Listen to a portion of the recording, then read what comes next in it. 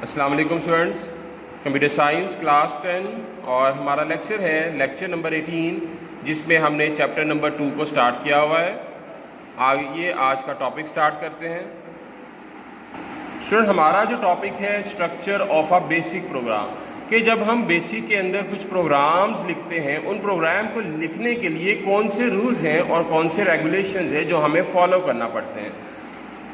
तो कुछ रूल्स को डिस्कस करते हैं। Every program statement begin with a line number. GW basic में जब भी हम प्रोग्राम लिखते हैं तो हर प्रोग्राम की लाइन का एक स्पेसिफिक लाइन नंबर होता है। सेकंड रूल इज दैट कि ये एक अच्छी प्रैक्टिस है कि जब आप प्रोग्राम को एंड कर लें तो आप एंड स्टेटमेंट लगाएं, एंड स्टेटमेंट का इस्तेमाल करें, लेकिन ये ज़रूरी नहीं है।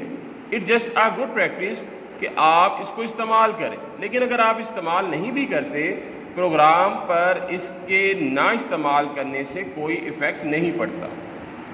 अनदर वन इज़ कि repetition of line number is not allowed, कि लाइन नंबर की रेपिटिशन अलाउ नहीं होती, कि आप दो लाइंस को सेम नंबर असाइन नहीं कर सकते। नेक्स्ट वन इज़ दैट अगर आप एक या एक से ज़्यादा स्टेटमेंट को एक ही लाइन में लिखना चाहते हैं तो आप जो है वो कॉलन को इस्तेमाल करते हैं। ये सिंबल जो है डबल डॉट कॉलन कहलाता है। इसको यूज़ करते हुए आप एक ही लाइन के अंदर एक से ज़्यादा स्टेटमेंट को ऐड कर सकते हैं। Next one, variable used without declaration. हम वेरिएबल्स को बिना डिक्लेयर किए इस्तेमाल कर सकते हैं। स्टूडेंट, वेरिएबल्स क्या होते हैं ये अभी हम इस टॉपिक के आगे पढ़ते हैं तो ज़्यादा अच्छे से क्लियर हो जाएगा। अभी जस्ट आप यही समझ लीजिए कि वेरिएबल्स जो है वो मेमोरी लोकेशंस होती हैं जिसको हम बिना बताए, बिना प्रोग्रामिंग लैंग्वेज में स्टार्ट में मेंशन किए किसी भी पॉइंट पर डिक्लेयर कर सकते हैं, बना सकते हैं। अब आगे बात करते हैं जी character set of BASIC. Character set of BASIC क्या है? अब नाम से पता चल रहा है कि बेसिक के अंदर इस्तेमाल होने वाले जितने भी कैरेक्टर हैं that are called the character set of BASIC. मतलब वो सारे के सारे कैरेक्टर्स जिनको बेसिक लैंग्वेज के अंदर इस्तेमाल करना वैलिड होता है, that are called the character set of basic.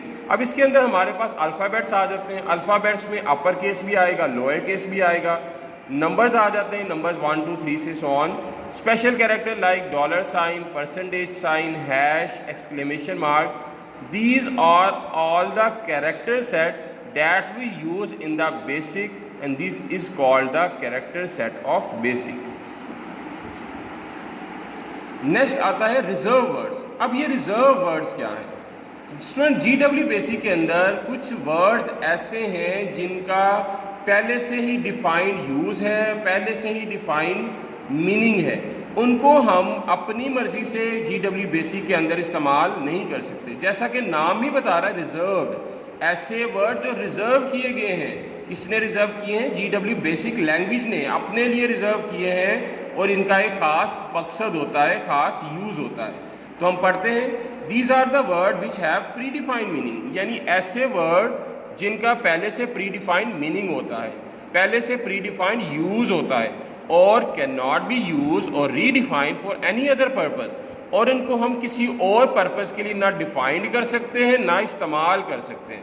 तो ऐसे वर्ड्स रिजर्व वर्ड्स कहलाते हैं जो कि जीडब्ल्यू बेसिक ने अपने स्पेशल पर्पज़ के लिए रखे हुए हैं।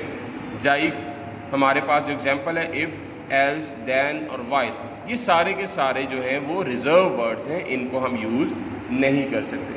अब तक हमने बात की वेरिएबल, वेरिएबल और वेरिएबल। सो वेरिएबल्स क्या होते हैं? वेरिएबल जब हम बना लेते हैं तो कंप्यूटर के अंदर एक मेमोरी लोकेशन असाइन हो जाती है, और इस मेमोरी लोकेशन के अंदर या तो हम अपने इनपुट को स्टोर कर सकते हैं या फिर रिजल्ट को स्टोर कर सकते हैं।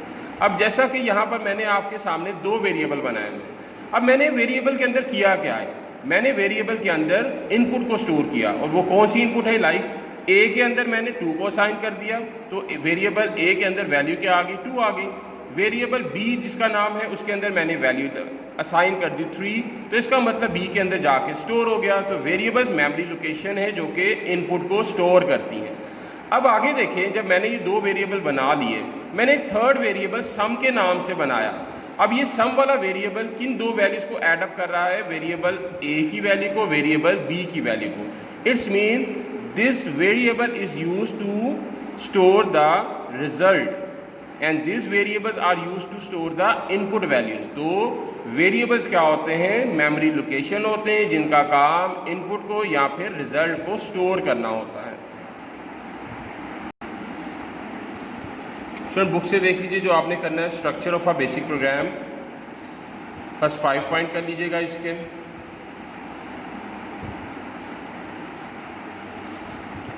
देन उसके बाद हमने जो पढ़ा कैरेक्टर सेट ऑफ बेसिक, ऊपर वाला पोर्शन कर लीजिएगा और यहाँ पे टेबल पे कुछ वैल्यूज हैं वो आपने देखना चाहते हैं तो उसको देख लीजिएगा।